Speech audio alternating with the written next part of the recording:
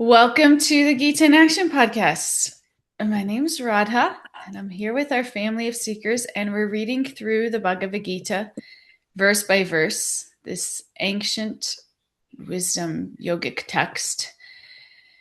And we're being transformed every Monday and Thursday when we come here together. It's really transformational reading these texts and talking about its relevance in our lives. And we have a couple events coming up as Conscious Collective. If you want to join us, we're going to Guatemala in November, a women's retreat we'll have there. And we'll be doing all kinds of fun things. We're staying at this super sacred lake in this big bamboo house. And we'll be doing fun things like cacao ceremonies and yoga and Mayan weaving excursions, and also a lot of deep time for connection and reflection. So if you're feeling called to step up your game, come on this retreat with us. And then we're doing pilgrimage in February, which will be the first time I've led pilgrimage. I spent a lot of time in India. And it's time to all go together, and it'll be great. We're going to Rishikesh, Jaipur, and Govardhan. And I believe we'll be in Rishikesh during the big Kirtan festival that they have there. So we'll get to kind of hang out there a little bit, amongst many other things that we'll be doing. So you can message me for more information. Soon we'll get a website up. That's like right around the corner, so stay tuned. And follow us on Conscious Collective or on Instagram at consciouscollective.life. Consciouscollective.life. We're getting our acts together, and lots of things are coming together with the community, and it's exciting. So with that, let's start the Gita. We're in chapter 11, verse 21 is where we're going to start today. But before we do that, Stella, can you say our prayers for us?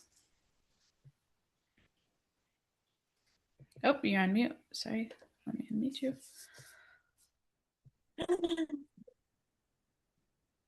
Om Jnana Timirandasya Jana Salakaya Chakshuran Militam Yena Tasmai Shri Guruve Namaha. Nama Om Vishnu Padaya Krishna Prastaya Bhutale Srimate Bhaktivedanta Swaminiti Namane Panchakalpa Tarubhyascha Kripa Sindhubhya cha Patitanam Pavanebhyo Vaishnavebhyo Namo Namaha. Shri Krishna Chaitanya Prabhu Nityananda Shri Advaita Gadadhar Shivasadi Gaur Bhaktavrinda Hare Krishna, Krishna Krishna, Hare Hare, Hare Rama, Rama Rama, Hare Hare. Srila Prabhupada ki jai.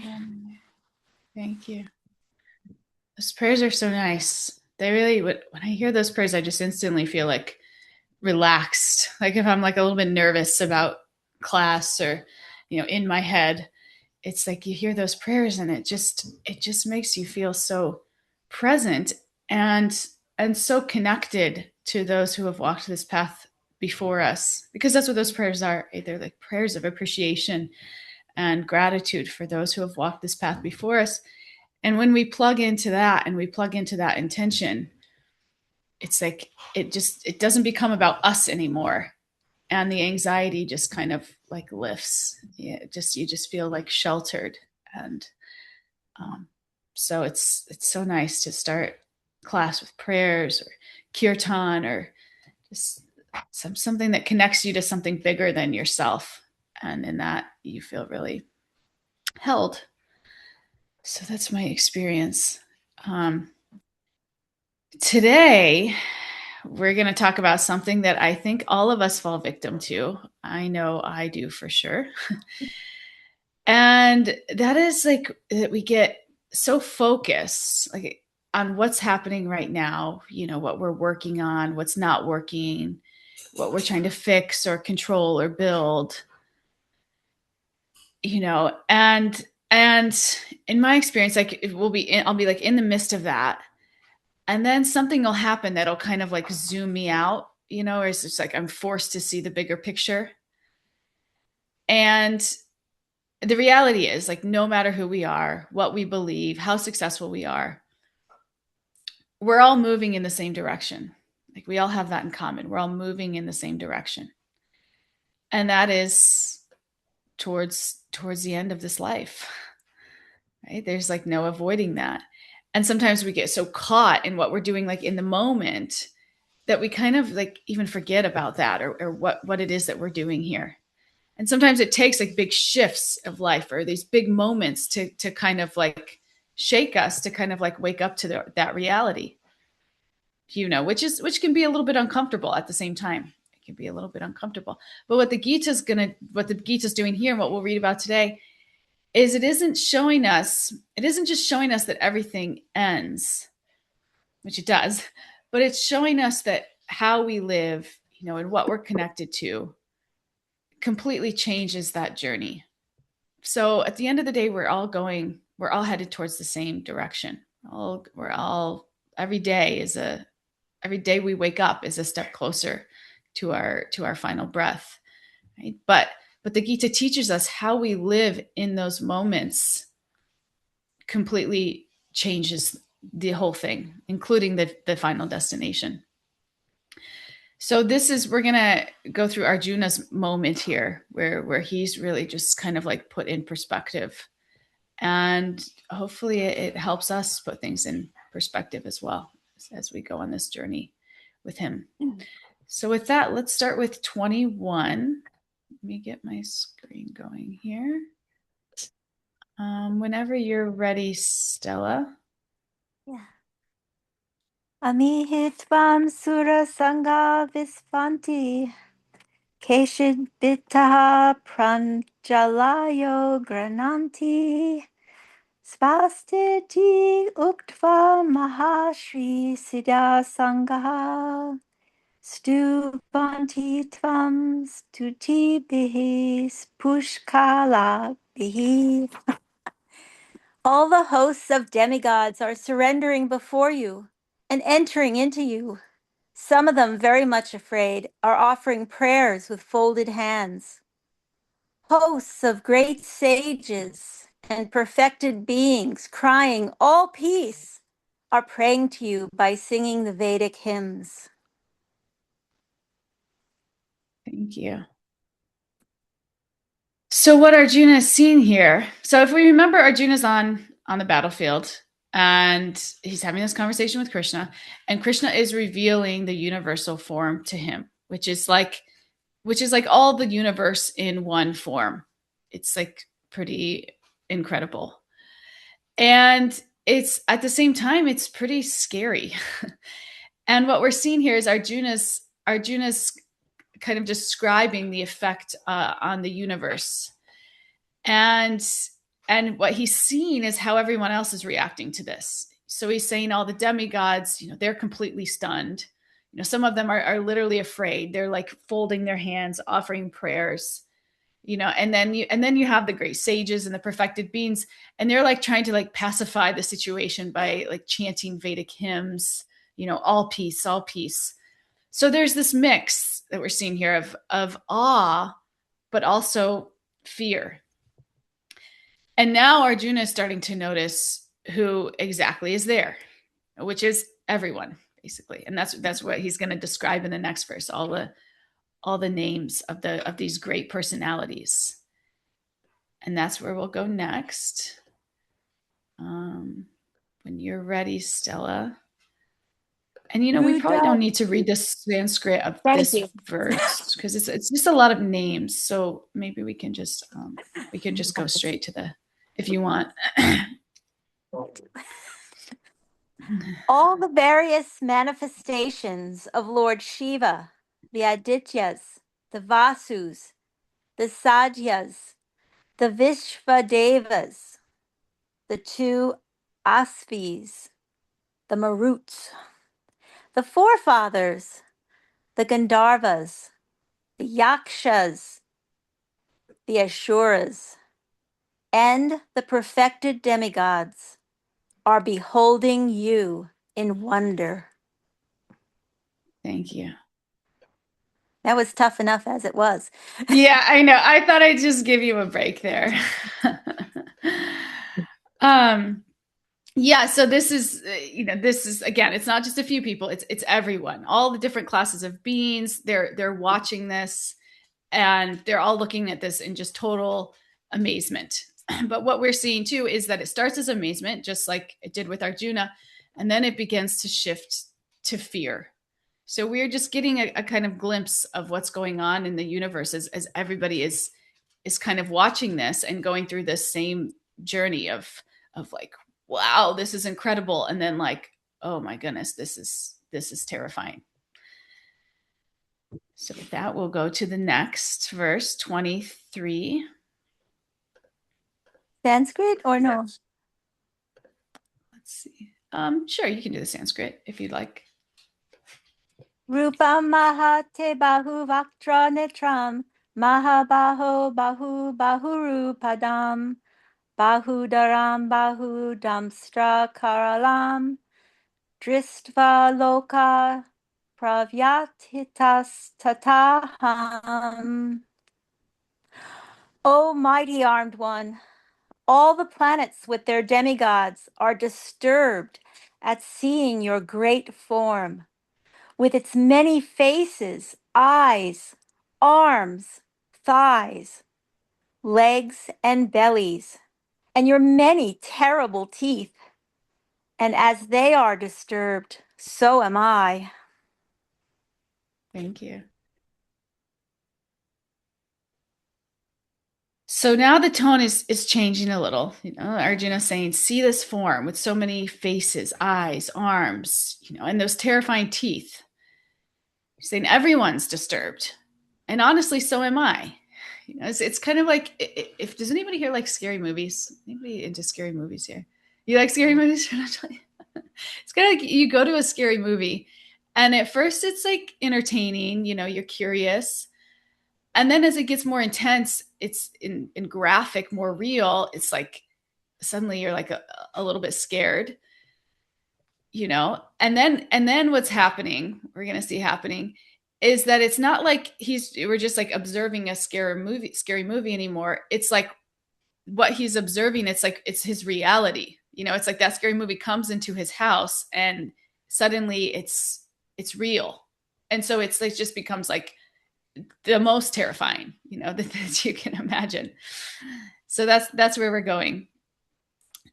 It's he's not just observing it, it's like he's affecting it, he's in it. Okay, so now we'll go to 24. Are we following the storyline? It's like I want us all to really understand kind of like the gravity of Arjuna's experience here. He's like, he's not just seeing it, he's like feeling it in his body, because he's not just watching it, it's actually happening to him, like in real time. This is he's seeing, this is his environment. Okay, 24. Is that where we are? Yeah, 24. Yeah. Great. When you're ready, Stella. Nabhas prisam diptam aneka vanam vyatananam dipta visala netram dristva hitvam pravyatitanantatma dritim na vindami samancha Vishnu. Oh, all-pervading Vishnu, seeing you with your many radiant colors touching the sky, your gaping mouths, and your great glowing eyes, my mind is perturbed by fear. I can no longer maintain my steadiness or equilibrium of mind. Thank you. So here Arjuna is describing what it's doing to him internally. He's seeing these blazing colors, this massive form touching the sky, these wide open mouths, these like intense glowing eyes. And he's saying like, I can't handle this. Like my mind is shaken. I can't stay steady. I can't stay composed. It's like when something is so overwhelming to you that you just completely lose your center. You can't think clearly. You can't ground yourself. Anybody gets so emotional that it's like, this happened to me the other day when I made that mistake at work, and my boss was then like trying to move on talking about things, and I'm like, I'm feeling so emotional right now, I can't like access this logical part of my brain. It's just like, it just like takes over and you can't really think, and you kind of lose your composure. This is where Arjuna is. He can't ground himself. So let's continue this journey with him. Arjuna really goes through it. in the Gita, he really goes through it. And we learn so much from his experience. Whenever you're ready, Stella.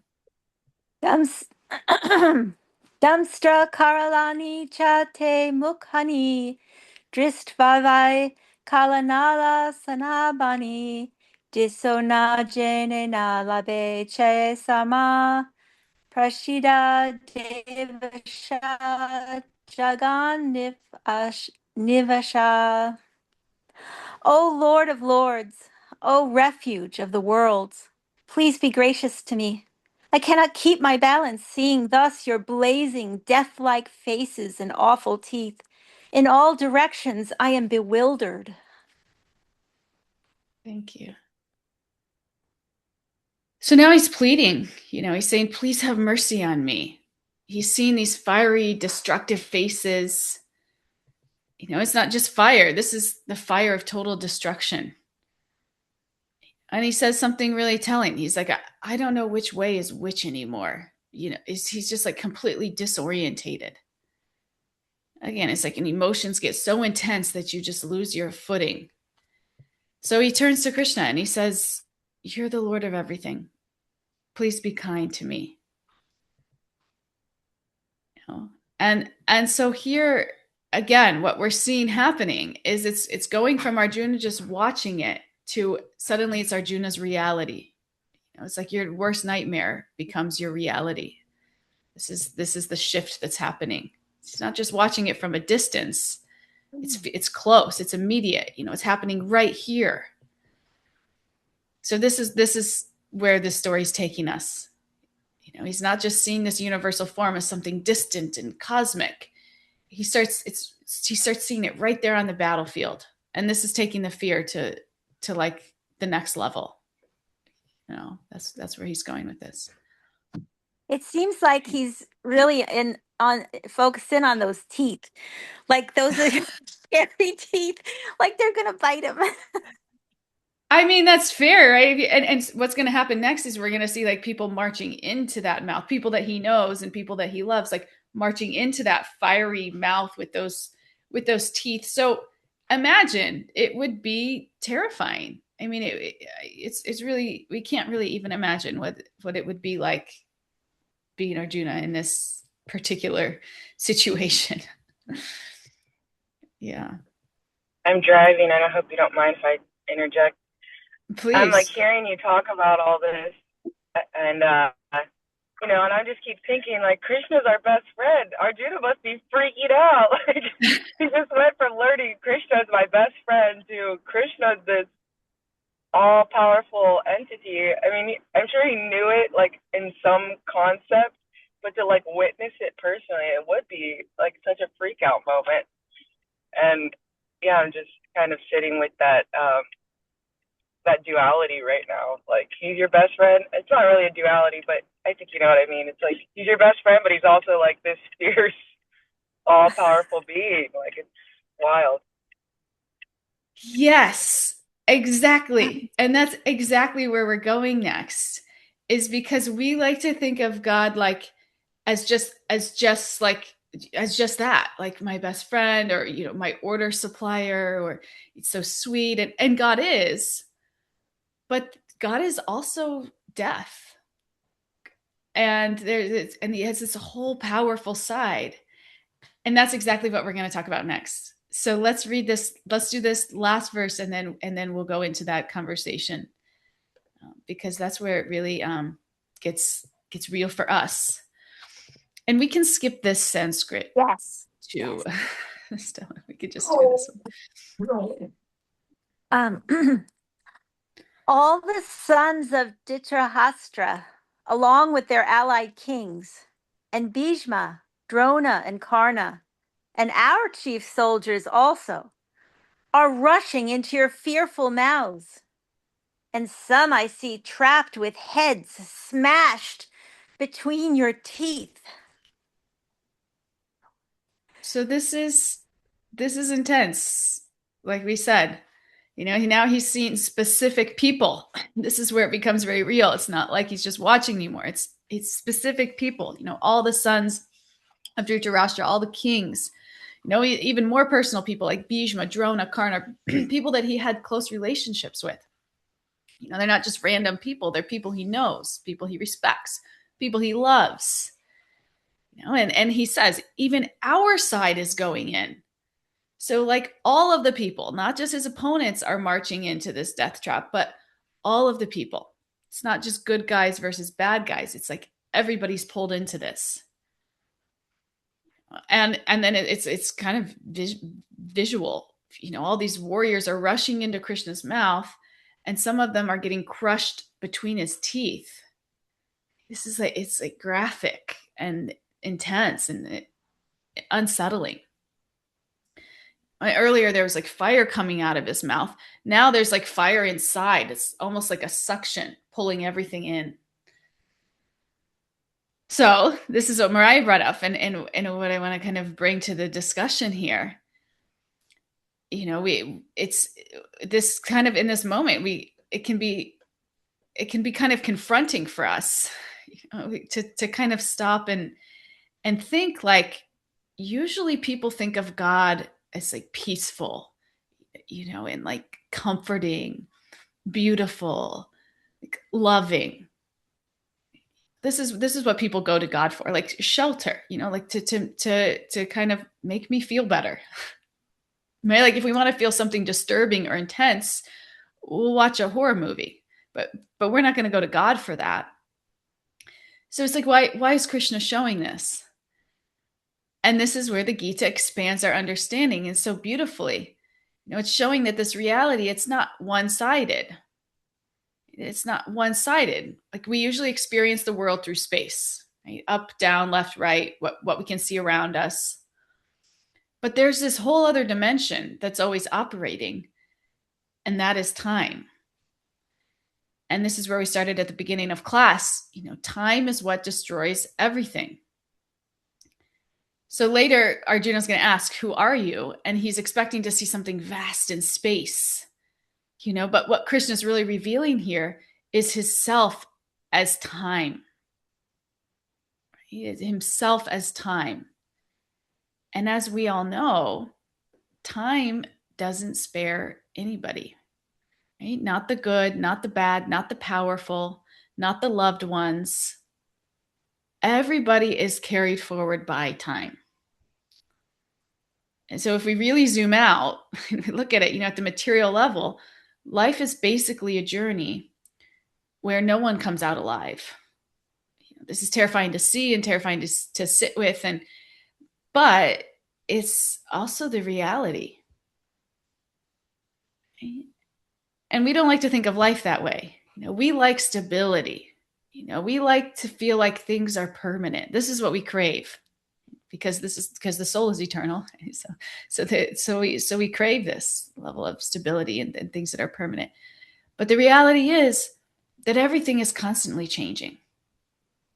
We see that in our lives, and as we get older and older, we see it even more so. It's like, that day you realize, like, oh wait, I'm not a college student anymore, or I all of a sudden my body is just kind of breaking down. Anybody who has children, it's like, wow, just 5 years ago they were like this tiny little nothing, and now they're like walking and talking and having their own little personalities. It's crazy. Even as we're sitting here, our bodies are changing. Our cells are dying and regenerating. This is the nature of material world. To think anything different is like just kind of fooling yourself. People try to like get Botox or do this or that to like appear like it's not happening to them, but the reality is it is, and we can't run from it. There's not really anything we can do. Everything is in motion. Everything is in flux. So what the Gita is doing here, it's not being dark for the sake of being dark. It's being complete. It's giving us this complete picture, because any understanding of life or even of God that ignores this destruction is only telling part of the story. It's like the feel-good part. But the reality is God is everything, including death, including destruction.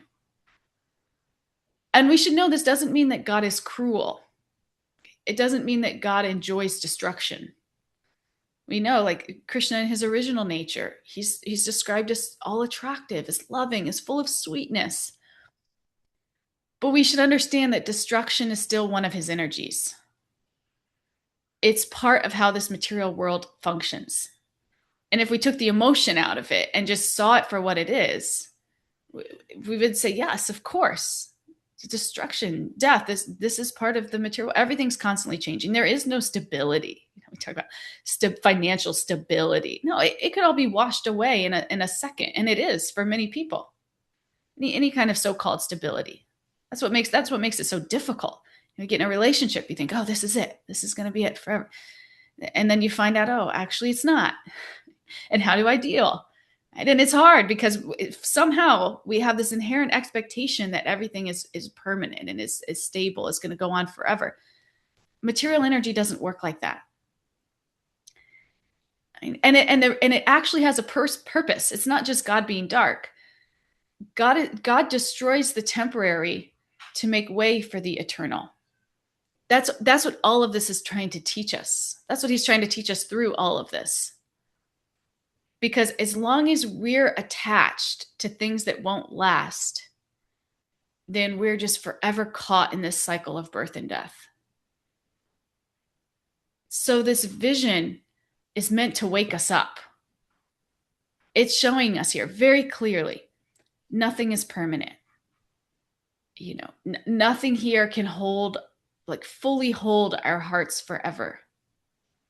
This is the reality of material energy. If you're into it, no problem. You can keep just playing it out, desiring something, getting attached to it, getting heartbroken when it goes away, then just putting something else in its place. And we've talked about before, you're just on this like Ferris wheel of like desire, desire, lamentation. You get it. It's not as good as you thought it was, or it goes away. And then you just get another thing to replace. This is just what happens. It's just cyclical. That's okay. Or you can choose to see what's happening right in front of you, see it for what it is, without trying to run from it, without trying to deny it. Act like it's not true. Look away. Just decide not to think about it. This happened to my grandmother the other day. I was at her house, and she's like 89, and she got this phone call from a funeral home about a deal they can offer her, for a grave site or something. And I was like in the other room, and I heard her say, ah, like she was like, ah! And then she hung up the phone, and I was like, Grandma, what was that? She's like, I was this funeral home trying to give me a deal. She's like, I'm just not ready to think about that yet. And it's like, ready or not, it's coming for you. Ready or not, it's coming for you. Right? So if we can choose to say, okay, I see this, I acknowledge this, then we can actually use this life for what it's meant for, right? which is to connect to God, right? Which is to reawaken our spiritual identity and live from that spiritual identity, even in this material world, so that when that time comes, it's not like the end for us. It's just a simple transition. We're still doing the same thing. We're still serving God, but our material package is gone. But that's even okay because we're not so attached to it anymore. That's what this life is trying to wake us up to. It's not just dark or miserable for the sake of being dark or miserable. It's like, no, wake up. Wake up, turn back towards me. Stop investing so much energy in that, getting so caught up in that, getting so emotionally vested in those things around you. It's all going to go away anyway. Understand that. And to the degree that you're attached, you're just going to have to keep coming back and going through these ups and downs, right? This happiness, this suffering, this happiness, this suffering, until you really learn that this is the nature of material energy. And there's something that's so much better for you, waiting for you, that is actually eternal, that is actually that doesn't actually change with time, that doesn't decay, that doesn't just fade away. Right? So this is what's meant to happen over time. We're meant to shift our attachment from the temporary to the source of everything, right? To God, to Krishna. So we can see, we're seeing this vision, and we're also a little bit scared, really. It's like, why does he have to be so graphic? Like, literally his teeth are, everybody's marching into his mouth of fire. Like, this is, right? But this destruction, it has a purpose. It's intended to wake us up, intended to make us see. We're all marching. We're all on that path. And the question is, what are we doing? What are we doing on this journey? Right? Because we're all gonna end up there. But are we spending our time in ways that make us feel more connected, in ways that remind us of our eternal identity? So when that time comes, it really does feel more like a transition, and not like you get a phone call. Right?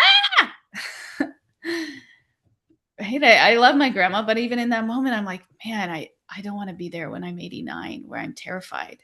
But that sucks. Let's just say it. That sucks. Right? I just went to a program this weekend with Malati. Malati was like one of the first disciples in this movement in the West. And I asked her this question, because she had just received the news that one of her best friends had passed, had left their body like 2 hours before coming to this program. And I asked her this question, like, how does this make you feel? Like, and she's like, well, like, and I'm like, knowing, that you're next. And I asked her this because I kind of knew what she would say, but I wanted to like hear her say it, and she just like didn't even blink twice or think. She's just like, I mean, I've been practicing this my whole life. How else could I feel? Of course I don't feel anxious or scared. She's like, I'm ready. She's like, when we know the truth, when we know what's waiting for us, how could we be anything else? And that's just like, that's like my goal of life.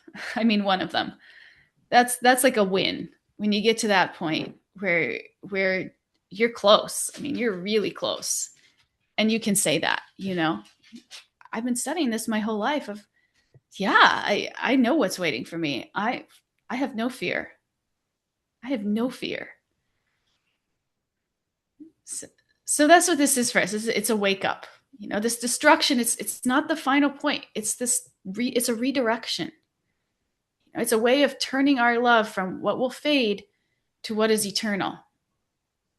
And to the degree that we utilize this life, this journey to do that, when we get to that, when we get really close to the end, it's not scary. It's like, we're ready. We've been preparing for this.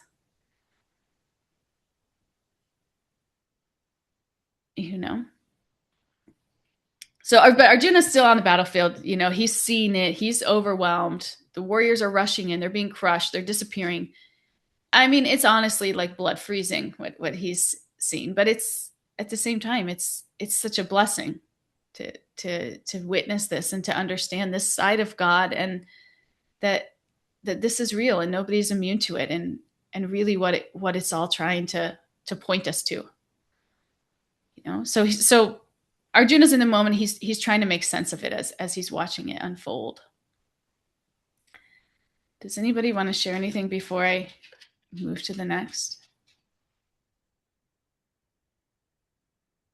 Aaron. Yes, let's hear from Aaron. Hare Krishna. I just want to share that I feel like I do not like scary movies. I don't even like thinking about them. Um, and like even all of these verses, like they're really terrifying, and I really don't like I have an aversion to it. But I feel like, you know, you took something that's like I was just like rejecting and having an aversion to and made it like so practical because like of course we need to like contemplate that our time here is not forever and um I don't necessarily have an aversion to that. You know, I come from a big family, like I've been to many funerals in my life, like we've really um lived with people passing and live with death. All of us do, of course. Um, but we have annual celebrations of life in my family. Like there's a lot of like tradition around it even. But yeah, I really appreciate the connection of like this like fear inspiring like form of God and also like yeah, that practical connection to death because I really wasn't making that connection. I was just like, yeah, can we go back to them being best friends? Like, can we go back to?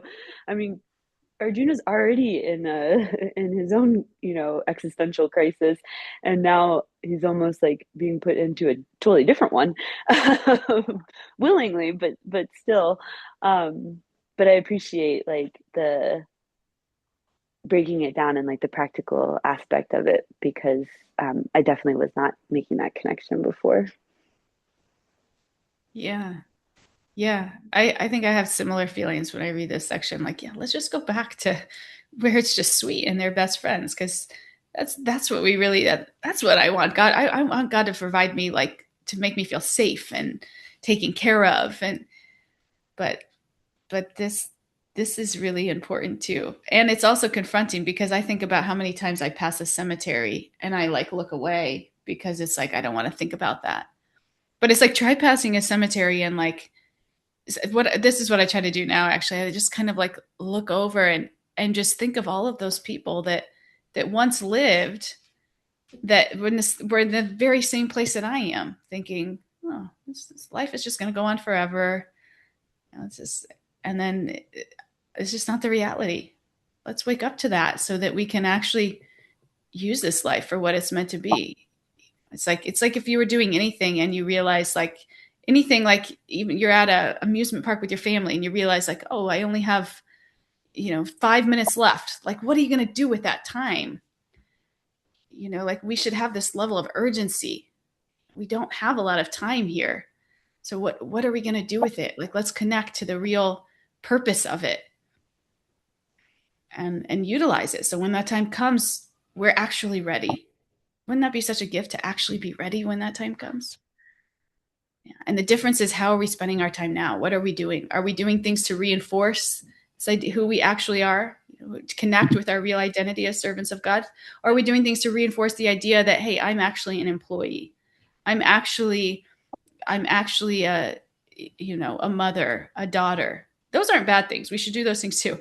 But we should do them in service to the divine. And in that way, they're reminding us of our eternal identity and helping us get there and helping purifying us, so that we understand that's who we actually are.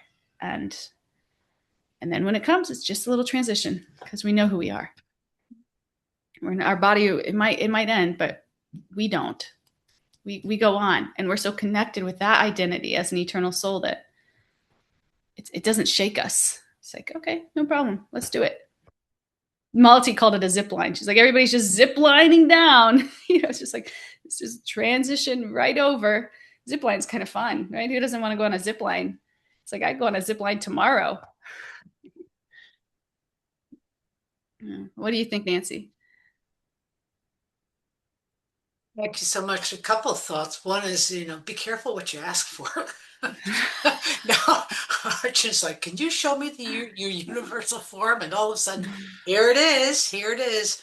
Um, and the other thought well, a couple of other thoughts is that, yeah, I've got to be careful of thinking I've got it. that I've landed, that now I understand everything and I don't need to study anymore. I don't need to come to classes. Oh, I've already read the first canto. I don't need to read it again.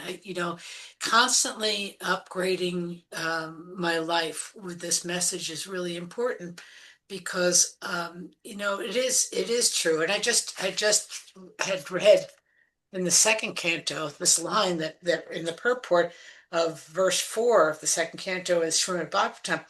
Everyone is a dead body flapping only for a few days, and yet all the energy of human life is being wasted in the decoration of this dead body. And Mm. that struck me as we keep on thinking that the only species that thinks, well, you may all leave, pass away, but I'm going to be able to survive this, which is the great narcissists uh, cry, I'm going to win. The only other thing, and I'll be quick, is thinking that Arjun is not seeing himself in those teeth. And so it's also Krishna's giving him the assurance that his side of the battle, even though there are some of his people on the Pandava side are going to survive and that he will be victorious in this battle. So he's Mm. also doing that for Arjuna. So thank you so much, Hare Krishna. Mm. Thank you. Beautiful reflections. Thank you, Nancy. What do you think, Katie? Hi, Krishna. Nancy, thanks so much for the reminder. Like, always keep trying. Like, once we hear this stuff, like, not to think, okay, got it, I'll be ready in however many years or tomorrow, but to keep remembering our position and leaning on each other, and um, keeping steady with our goal of being ready and being chanting the Maha Mantra, And I love how, like, learning from devotees that death is, you're meant to be like surrounded with devotee friends who are there with you, and it's so much different than this kind of like hush hush fearful culture that we live in more around here in the States. And I was thinking about my grandma passed away when she was almost 97 in 2019, just a few months before I met the devotees. And the last like 6 months, she was in a nursing home, like coming into hospice after we couldn't care for her anymore in her home. And we would go visit her there. And I just was remembering how she was so scared, like when we'd leave at night when they needed to like get her to bed. And she would tell me like and she was a really strong, like person. And she told me how like when they would lower the bed down, like I guess they'd raise it up to do their like get you in your pajamas and stuff, and then they'd like lower the bed down slowly, and and also she was getting confused more and more at that age, and she thought it was like her coffin being lowered, so sometimes she would tell like only me stuff, and I remember saying like just pray, like remember God. Like we also were blessed to have a priest and a nun in my father's family, like his an uncle or great aunt and uncle, which fortunately I remember because they lived a long time. But they all lived on Long Island, so like my grandma was close with my dad's side too. And I remember Sister Mary saying once about how like nuns do this thing where they like when they're like lonely in the nighttime, they like really go into this like time, like a little more intimate time with Jesus or God. And so it just came to me to like be like, think of Sister Mary, and she used to do this thing because we weren't like allowed to stay overnight, and we needed to go home and rest too. Yeah, and I think it's just like I kind of forgot my main point here, but that story came to my mind, and I think it's just so beneficial that we talk about this stuff, and like Nancy's saying, we can try to keep working on it like day by day, and really know who we are, and then we can share it, and how important like our friends and our association is with this stuff. Yeah. All right, Paul. Yeah. Yeah, because that's so relatable too. Like it's as the bed's going down, you feeling like you're in a coffin, or you're just. I mean, that's what anybody would feel. That's what's so beautiful about this philosophy is that when we have Krishna in our lives, we're constantly thinking about Krishna. There's just not room to meditate on that. We are thinking about being with Krishna after this, and we know exactly the scriptures are so vivid in what that looks like, what that is. So that's our meditation, and it's like sweet. What do you think, Narayani? Hare Krishna, friend. I was, I remembered that once I heard, it might have been an interview, maybe a podcast with somebody like I think it's a chaplain or somebody, people who guide, especially the ones who are like terminally ill, and in a way we're all terminally ill, but in a hospital. And that person said that everybody who had some sort of a spiritual path, who had something, they some religion or something they were like meditating on, they were less afraid of death. And the people who, say the atheists, the ones who don't believe in anything, they were so afraid, and they were so clinging to their life. And I mean, the person who said that was really terrible to see that when people don't have anything, when they don't have any path where they can hold on to, and what Katie also mentioned, the people around you who are with you and who are also guiding you, then that's really sad if they don't have that. And I once heard in a class that since the soul, the condition of the soul, the natural condition of the soul is eternality, that since the soul doesn't know death, we are in this temporary body. We're afraid of that because we actually don't know it. And it makes so much sense. And that's why I think it's important to talk about that and to really face that reality, because, well, we know it's coming, and it could be sooner than later. But knowing that people die more, they leave more peacefully, their death, if they're really connected, that's one more reason to really stick to that path, right? Yeah. Yeah, that's exactly it. That's exactly it. Yeah. Thank you. Do we have any other shares? Hare Krishna. Hare Krishna.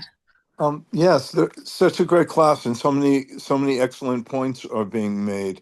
I'm reminded one thing several thoughts. One thing that Arjuna never didn't want to see or hear any of this stuff. He's doing it entirely for us. I think the two reasons were that so that we could see it, and the other was that in case there's pretenders in the future, that we have something to compare them against. That we know it's not that. But also, I'm reminded of I wish I remembered the title of it, a lecture series that Ravindra Swarup Prabhu gave. It's got to be 20 years ago now, the husband of the devotee who just passed, who you mentioned.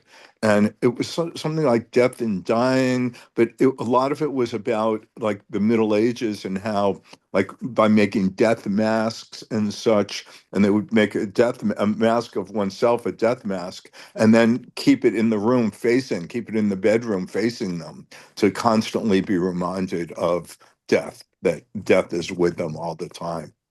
I thought that was really, I'll go look for it, but I thought it was a really excellent series. Also Yeah. was struck by your comment about how this is not what we're looking for, this experience, but bhakti, I mean, it is, what we're after. But I'm also remembering, like, growing up and friends who went to Catholic school, And I think probably the church has changed quite a bit in the lifetime since then. But this experience seems to me that was exactly what my friends were experiencing in terms of God. That it was terror. You know, not just terror of hell, but terror of like the punishment of God, of the awesomeness of the Lord. Mhm. So I think this has been a very prominent place in many people's religious experience, perhaps less today than it might have been, many, many decades ago. Anyway, so many thoughts though. Thank you. Hare Krishna. Wow. Thank you. Thank you. Thank you, Kalachandji. So And nice. can I have just say one thing too?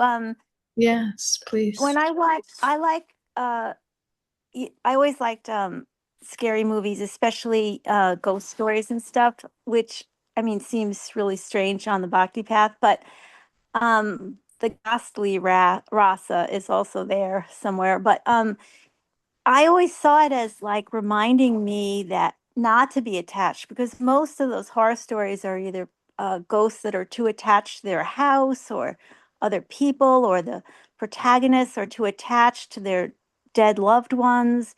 And it's like, it's always a story of attachment, like the destruction too much attachment can bring.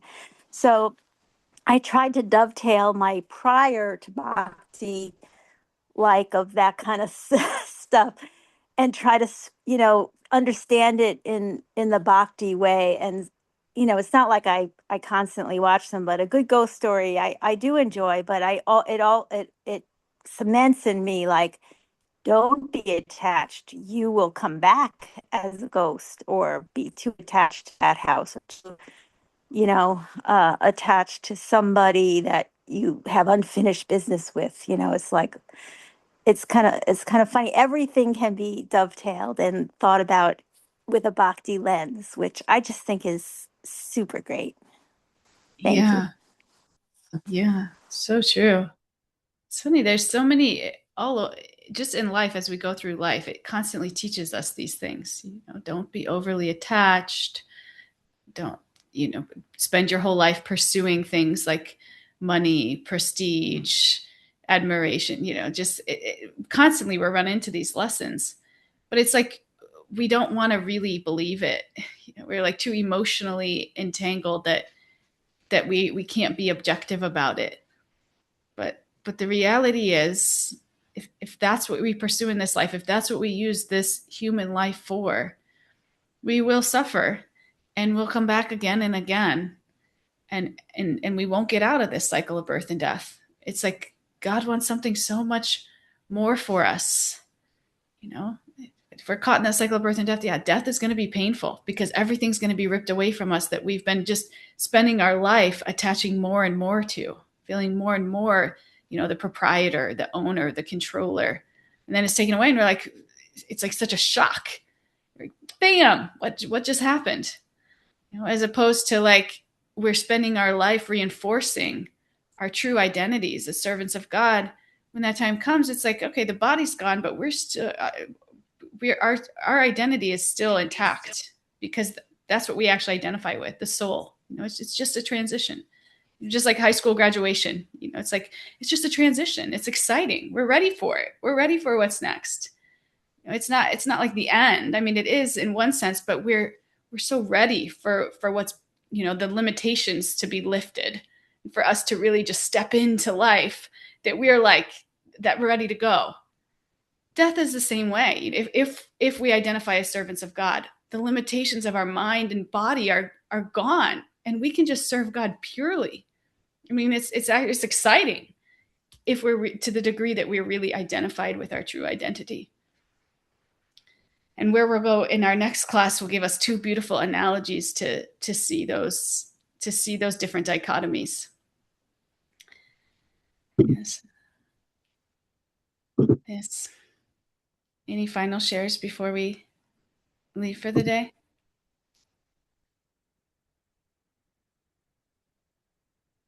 So this is a takeaway. Everyone's moving towards the same end.